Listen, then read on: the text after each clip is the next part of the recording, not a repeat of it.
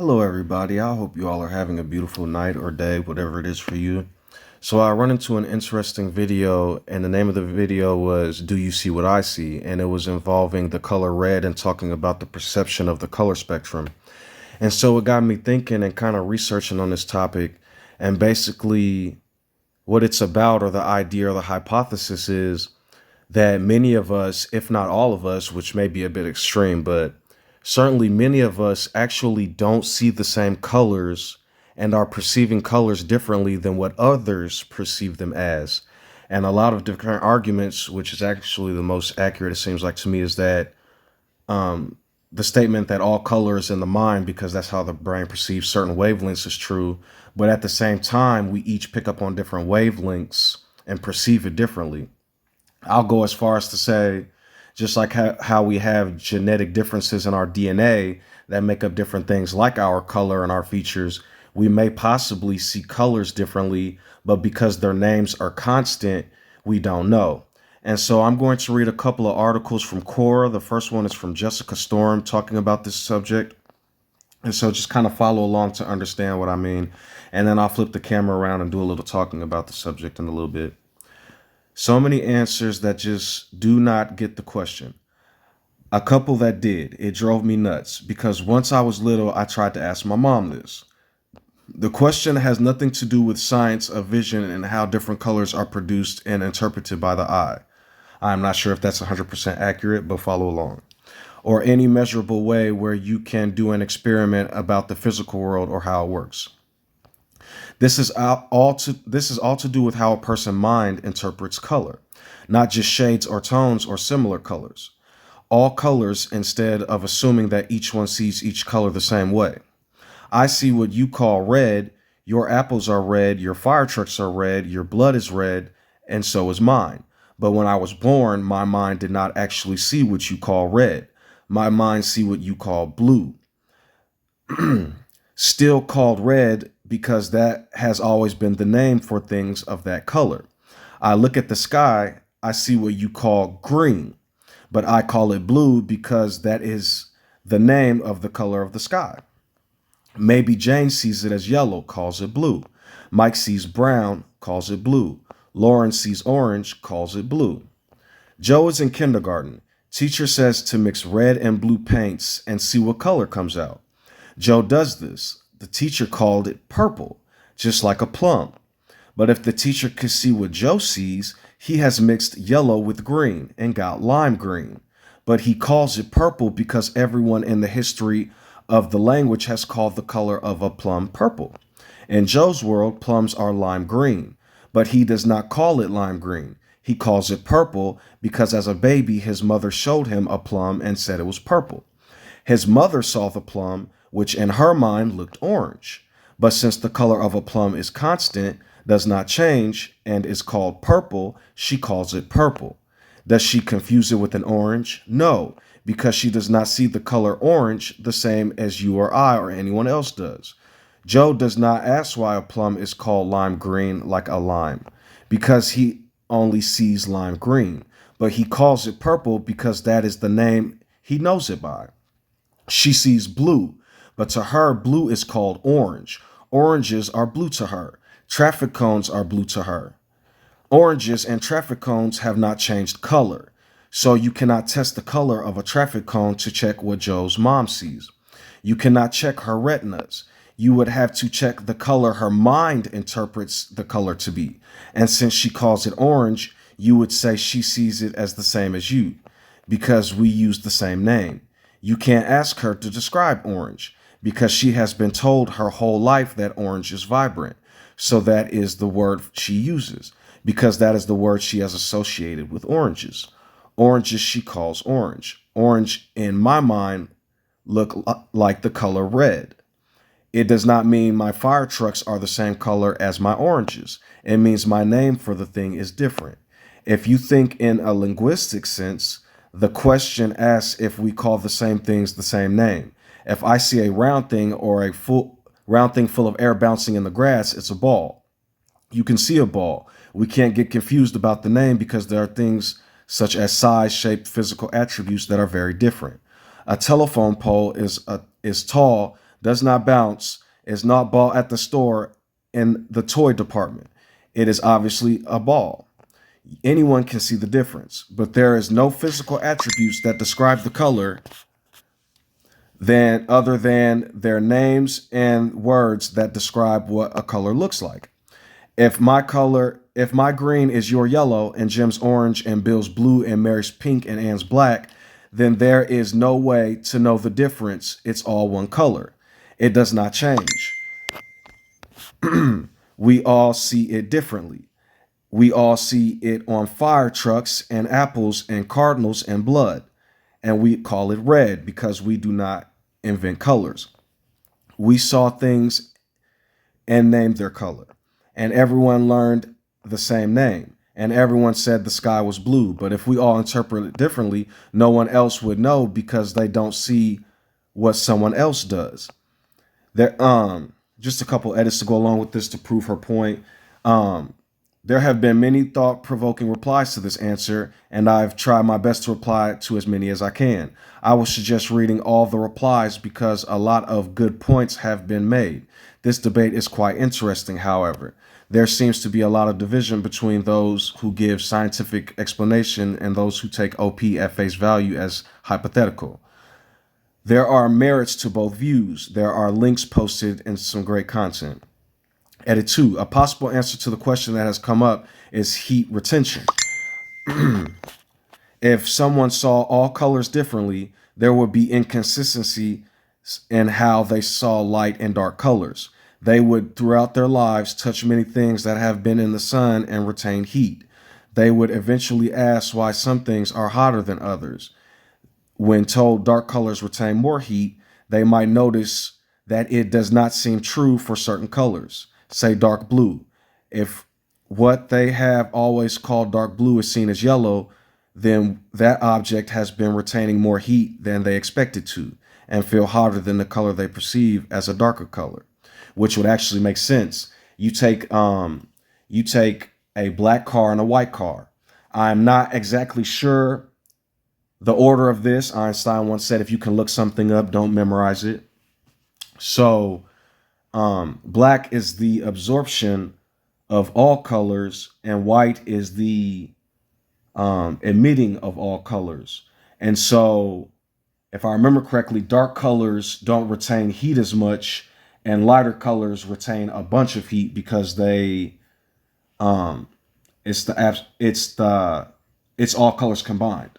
So if you were to touch a white surface, if I'm getting this correct, and the surface was cold, then you would know that you have those inverted and there may be color problems, I assume. There may be fallacy to that. I don't know. She just said the same thing, but I thought about that when I first saw the video. But here's another explanation also that helps conceptualize it better with a little bit of visual aids. I created a few graphs, and this is Sean Sacheti, and this person also likes Jessica Storm's answer. I created a few graphics to help display my point. Sorry if they're terrible, it's not my strong suit. So if we call colors different names, we should easily be able to tell by the color spectrum and gradients. Let's say that the attached color chart is what we call each color. We both agree that the red square is red, but what we call orange, I see as orange and you see as green. And what I call as yellow is actually blue for you. So these are examples of what you mean. Like, so if we said red is red, then we would all see that color to be red and we would see that on both sides. But how this will really work if a person would see orange and then the person to the right would see this color green, but since they called that orange all their life, that will be orange to them. This person to the left saw yellow, but the person to the right saw blue, but since it's always been yellow all their life, that would be a different color to them. That would be that color to them, and so forth and so forth. Now, another one down here, if someone shows us a color gradient that goes from red to yellow, we can easily see the problem. If we both see the gradient to go from red to yellow, but since we see different colors, we see different things. So we could say this, it starts at red and goes from like a orange, yellowish until eventually maybe green if you go down the color spectrum. I would say the color starts at red, goes to orange, and ends at yellow. Makes sense. However, you would see this. A person that's affected by it differently would see this, and they would say that that's red. They would say that that's red, orange, yellow, and then eventually green. Now that you know that red is on the left side, and what you've grown up calling yellow is on the right, but the color in the middle is green to you. So if we were discussing the gradient, we would agree that the gradient starts at red and ends at yellow, but we would disagree on the colors that make up the color shift on the two sides. However, if instead your color spectrum were shifted or flipped, as opposed to being mixed around like a chart below, you would not be able to tell the difference between the gradients because the colors in the middle would match the names. See how this is working? So I don't 100% understand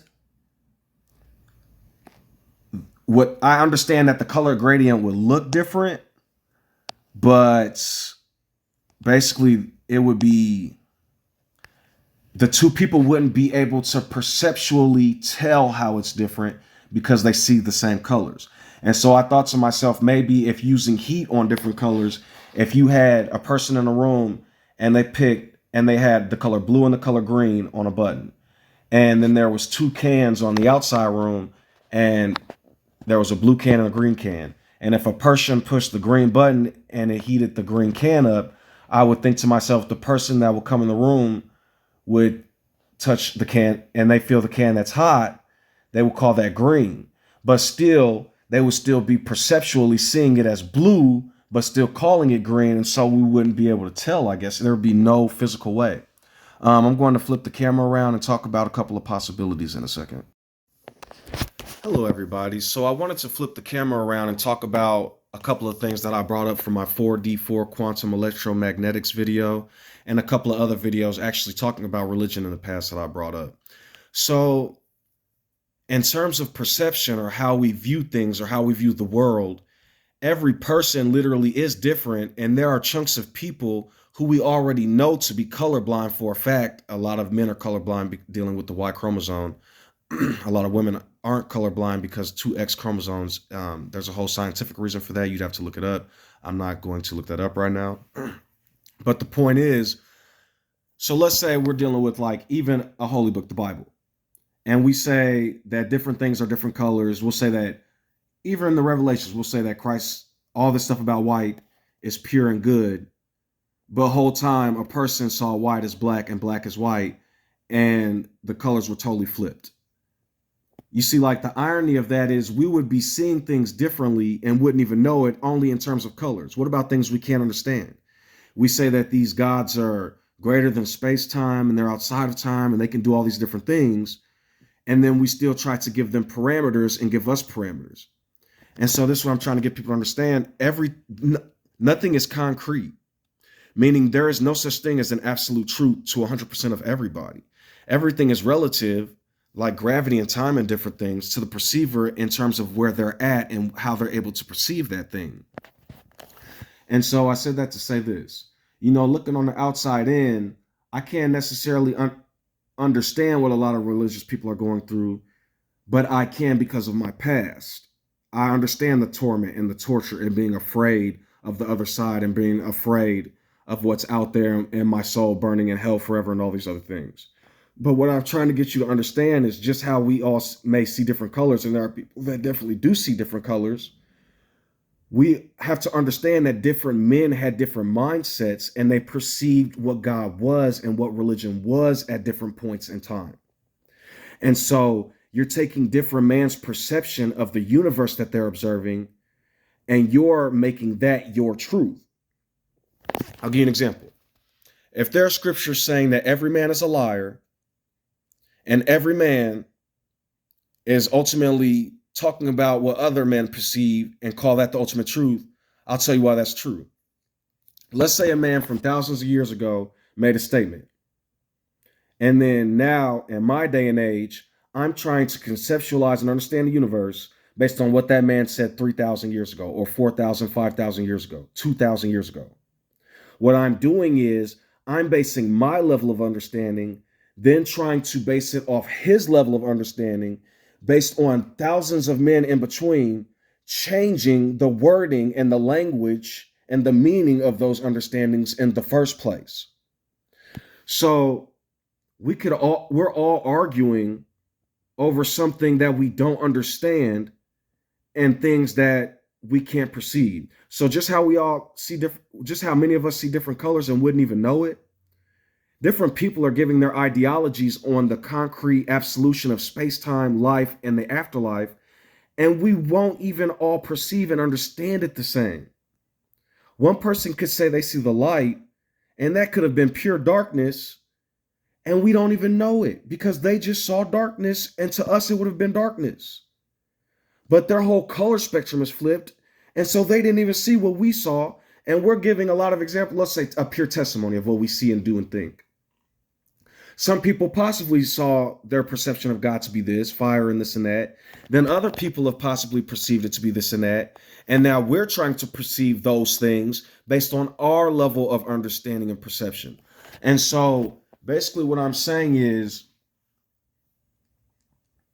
people can read different, even scriptures in the Revelation that say crimson and white and red horse and blue, pale horse and green horse and dark black horse. And they might not even be the same colors to all of us. Like, are you saying what I'm saying? Like, we have to basically open our minds and learn to understand the universe and understand each other. Like, there could be nuclear geniuses in Palestine that are under rubble right now. Children that only are going to know war and terror and violence. There could be children in Israel who have been murdered by these different people who are doing terrorist acts.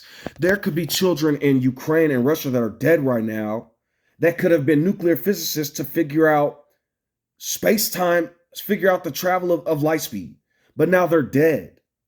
We all see the universe differently, and our different ideas is what comes together and creates greater things. So, I look back and try to understand what's going on in these religions, and I'm going to make a statement right now, and you may not agree with me. You could even turn this off, and if this isn't for you, whatever, fine. But if everybody that was in a religion or in an Abrahamic religion all started smoking weed at the same time, whether it be Jewish people, Muslims, or Christians, if you all started smoking weed, you all would totally see the world differently than what you see it now. And when I say that, I'm not talking about hard drugs. I'm not talking about anything other than weed. Weed is not addictive like anything else, and it is made by the natural plant of the earth. Weed is natural. It's been being smoked by civilizations for thousands of years. I promise you, do research if you want to. They have found chemicals of tetrahydrocannabinol in ancient pottery and stuff like that. This stuff is natural. It's not a chemical man-made substance. And so what marijuana does is it releases certain chemicals and dopamines in the brain, and it allows you to perceive the world differently. And so what marijuana does is it gives you a different level of self-awareness and perceptual understanding to where things you would have done before and been angry about, stressed about before, and fought about before, you wouldn't now. So I'll give you an example, religious example. Before I started smoking weed, I was not aware of certain things I was doing because of my lust, greed, and fears. And so I was on a certain script, if you will. I was on a certain path of things I weren't aware of. And so I'll give you an example. Before I started smoking weed, the only thing I conceptualized is good and evil, protect your soul, don't do this or you're going to burn or pay. Sin, don't do this, and follow the right path or else punishment to satisfy my lust of getting into heaven and greeds. After I started smoking weed, I realized that I was ignoring the very first scripture. What I was doing was I was letting my fear take control of me, and I was getting into good and evil constantly.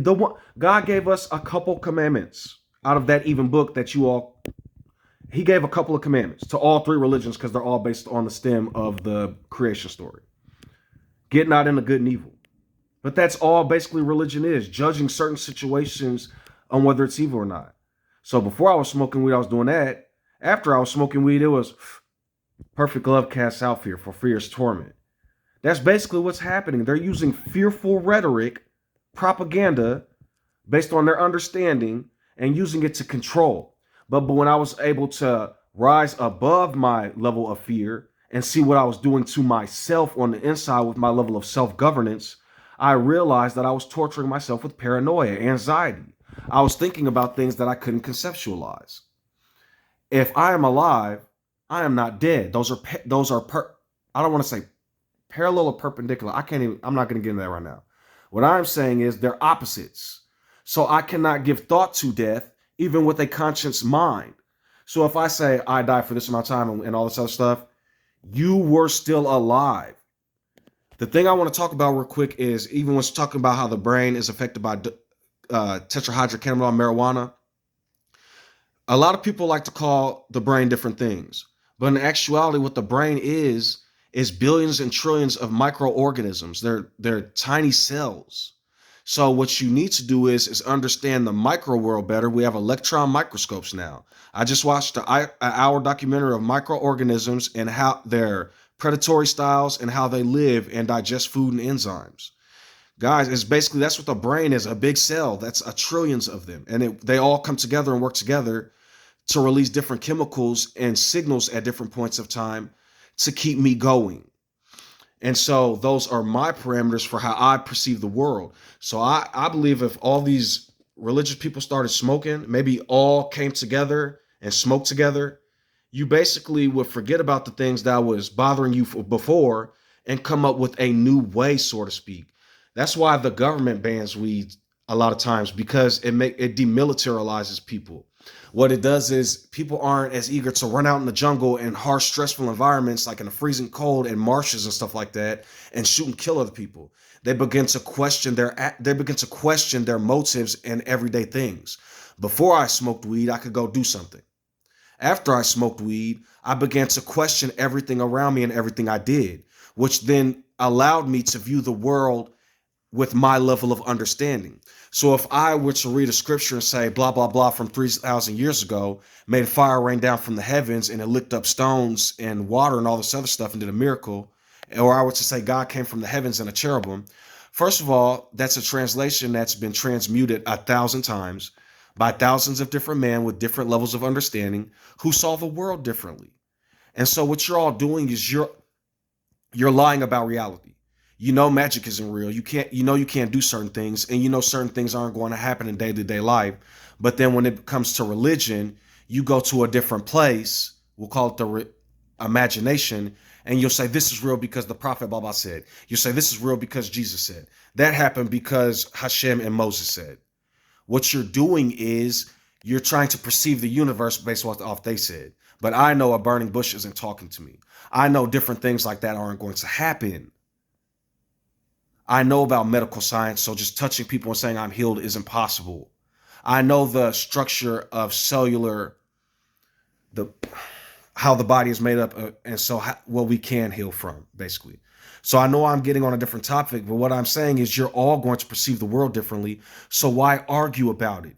Whatever you do believe it to be, go outside of that understanding and learn more and more and understand the world for what it is. And then you can try to become more sentient or consciously aware of your surroundings. Now, I know there are negative side effects like psychosis and other types of things. This isn't for people who are dealing with mental illness and predisposed conditions. I would say that arguing to the point of murdering each other is a mental illness. And so just like you deal with it with cognitive, just like how marijuana is used for debilitating like dystrophy, atrophy, disabilities, debilitating illnesses, chronic illnesses, and certain anxieties and mental disorders. I believe that sometimes religion can lead to extremism in a fantasy world. And so sometimes we had to higher our level of understanding. Can religion and weed be dangerous? Of course. But I rather somebody thinking about something and coming up with something new than murdering each other because of how they feel based on a long time ago. I'd rather people come together and understand each other's differences versus arguing about how the world was started or which prophet was true or which Messiah is going to save the world. Don't you see it? There is a common groupthink in terms of religion though. You all believe a Messiah is coming back, but whenever one comes back in any different religion, you all attack him to the living grave. So I don't know. It's just like perception. We all see the world differently, even when reading the Bible. Just like how we see different colors, we're going to open it at different pages. We're going to read different scriptures based on what happened to us and our experiences. We're going to take different points of that and build our own temples. And so when we all go up to each other's temples and say, yours is wrong, yours is the wrong color, your temple is ugly, that's what we're doing right now versus appreciating each other's temples. So, maybe smoke some weed and chill out a little bit. Abraham's seeds. I made a statement a while back. Maybe pot's the Messiah. Maybe reefer's the Messiah. I've never seen somebody smoke super strong weed and then want to go fight and destroy stuff until maybe their high came down. I don't know, but I don't know, man. So enjoy your lives. And when marijuana seems to take people to a different level of consciousness, a different level of self-awareness. So try to understand and love if you can. Hey, so in terms of like loving each other and trying to understand your brother and whatnot, I actually just realized that that scripture that all men are liars is actually kind of true, especially people that try to determine God's attributes, right? And then try to determine what is 100% truth and concrete. And I'll explain why. Take the book of Revelations, for example, alone. The book of Revelations has a bunch of different colors involved. You have the white horse, the black horse, the pale horse, and the red horse. Then you have Christ's crimson robe. You have the harlot woman with the purple and crimson color robes, and then you have the beasts with the different heads and colors and whatnot. And so, just by that very thought, the fact that a lot of different people may see colors differently, and perhaps possibly we could all see colors differently, that would mean everybody trying to describe a color or a time period associated with a horse, or trying to say what something is because of what the color is, or arguing whether a picture or a book is real or not based on the illustration inside or the colors of events or things associated with that color. People could have been lying this whole time and didn't even realize it. I could be saying like the pale horse or the black horse is this color, and then I could have just told a lie and didn't even know it. I could say that light is darkness. I could say that the color white symbolizes all that is pure and all this other stuff. And I could actually be seeing black the whole time and wouldn't know it. That's crazy to me. There could be a situation where people close their eyes and when they see darkness, they're actually seeing white and wouldn't know it because we can't differentiate the perception of how the brain perceives colors. So that's what I was getting to earlier. Everything is relative, and the more people argue about what is and what happened and what is concrete 100% truth, you could actually be lying and not know it. Giving God attributes and colors, God is all white and this and that and all this other stuff, you don't know. So basically, the beginning scripture, live your life and don't worry about good and evil, really goes hand in hand with all that. You're basically giving attributes and telling people signs and symbols of stuff. The sky turned red today and da da da, when actually the sky turned what you perceive to be green and you wouldn't even know it. So I just want to put that out there. Stop fighting and arguing with each other and let's learn and grow. Because you could be lying about something and not even know it.